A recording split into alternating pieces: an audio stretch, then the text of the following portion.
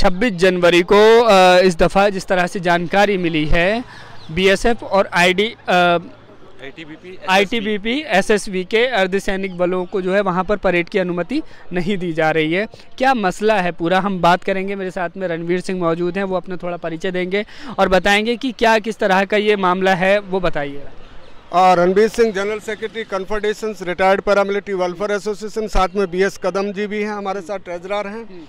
Sir, इस बार दुख की बात है कि राजपथ के ऊपर 26 जनवरी को जो देश के सरहद के चौकीदार हैं, जिनका प्रधानमंत्री जी अक्सर जिक्र करते हैं चौकीदारों का, उनके साथ दिवाली भी मनाते हैं बीएसएफ और आईटीबीपी के जवानों के साथ।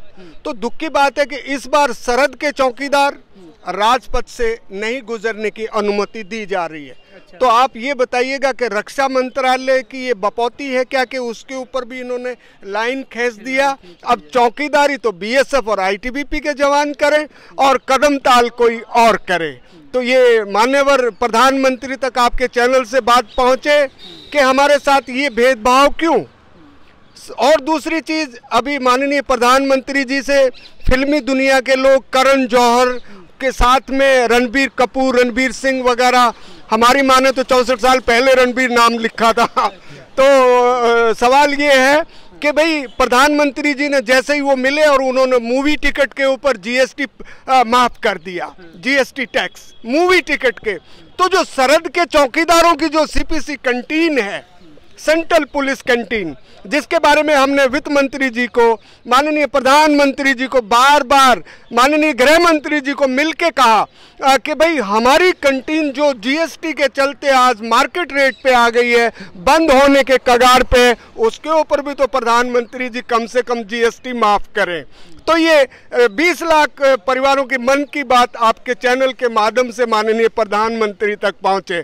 हम आए दिन शहीद हो रहे हैं, शहादत में फर्क ना पैरामिलिट्री सर्विस पे। देश की संसद को 2004 में सीआरपीएफ वालों ने बचाया था, आप यहीं पे थे। फिर ऐसी क्या भूल हुई कि हमारे जवानों की पेंशन बंद कर दी। कदम कदम पे हमारे लिए, हमारा एक तो नाम ही अलग रखा है, अर्धसैनिक आधे अधूरे। अब सरहद के ऊपर भी जो है ना हमको गुजरने नहीं दिया जा रहा। तो उनकी शौर्य गाथाओं का वर्णन कौन करेगा, जो बीएसएफ के जाबाज जो आए दिन सरहद पे जिनके सिर काटे जा रहे हैं। तो यहाँ शौर्य गाथाओं का वर्णन कौन करेगा गाजे बाजे के साथ। बीएसएफ आईटीबीपी डोकलाम में जो आईटीबीपी है, तो वो अपने गुजरते थे शान और शौकत से। अब सवाल ये है कि जब राजपथ पे डॉगीज, ऊंट, घोड़े ये तो मार्च करें और साहब सरहद के चौकीदारों को अगर ना मार्च करने दिया जाए तो ये बहुत बड़े दुख की बात है। सर, क्यों, क्या लगता है इसके पीछे की वजह क्या लगती है आपको? इसके पीछे की ये है कि हमारे साथ अर्धसैनिकों के साथ हमेशा ही धोखा होता है। हमारे डीजी जो फोर्सेस के डीजी हैं वो अगेंस्ट में नहीं आते कि भाई हमको राजपथ पे क्यों नहीं गुजरने दिया जा रहा। हमारे फोर्सेस के डीजी कभी भी होम मिनिस्टर के पास नहीं जाते कि भाई सर हमारे जवानों के फैमिली के मोराल पे क्या असर पड़ेगा। तो ये तो जो है राजनीतिक इच्छा शक्ति की भी कमी है, क्योंकि हमारे अर्धसैनिकों के बारे में कोई नहीं बोलने वाला। आप जैसे चैनल के माध्यम से हम आवाज बराबर पहुंचाते रहे और दूतावास को काबुल में हमने आईटीबीपी के जवानों ने बचाया था। माननीय प्रधानमंत्री वहां पे भी गए थे और जवानों को बूस्ट अप फार्मूला दिया था, कीप इट अप। तो अब ये कीप इट अप कैसा कि जब सरहद के चौकीदारों को, आप चौकीदारों की बात हमेशा करते हैं, दिवाली आप सरहद पे बीएसएफ और आईटीबीपी के जवानों के बीच में मनाते हैं माननीय प्रधानमंत्री जी, और वहां पे ढिंडोरा पीटते हैं कि भाई हमने 1 रैंक 1 पेंशन दे दिया, जबकि हमारे जवानों की तो पेंशन ही नहीं है। तो ये किसके लिए? जलेबी हमारे मैस में खाए सेना का जनरल क्यों बोले भला कि भाई जो है अर्धसैनिकों को क्या दुख तकलीफ है।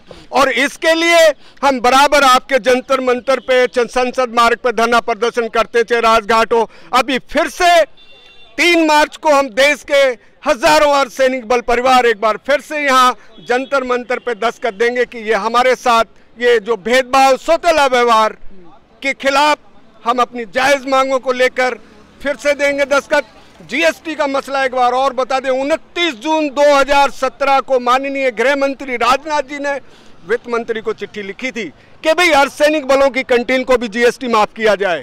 अब बताइए, अब फिल्मी दुनिया के जो नाचने गाने वाले लोग जो उनका तो मूवी टैक्स माफ कर दिया, टिकट माफ कर दिया, तो सरहद के चौकीदारों कि सीपीसी कैंटीन पर जीएसटी माफ कौन करे, ये आपके माध्यम से आवाज।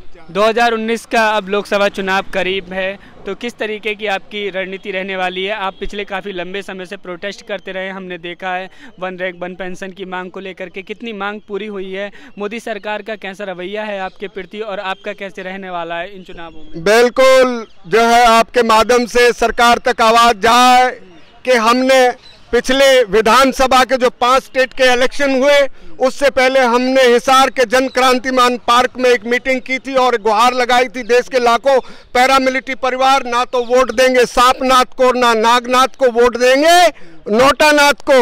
हमने नोटा का इस्तेमाल किया। लाखों अर्धसैनिक बल परिवार, जहां तक मध्य प्रदेश, राजस्थान और छत्तीसगढ़ का सवाल है, और हमने शांतिपूर्ण तरीके से ब्रह्मास्त्र का प्रयोग किया, तो देखिएगा कि आप देख ही रहे हैं कि क्या वहां रिजल्ट निकले हैं।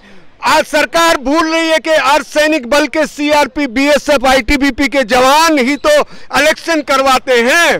और अगर हमारी मांग इस बार सरकार ने जायज मांगे नहीं मानी तो आने वाले इलेक्शन में हम फिर से नोटा का प्रयोग कर सकते हैं, या वोट उसी को जो अर्धसैनिक बल की जायज मांगों को अपने चुनाव घोषणा पत्र में जगह दे।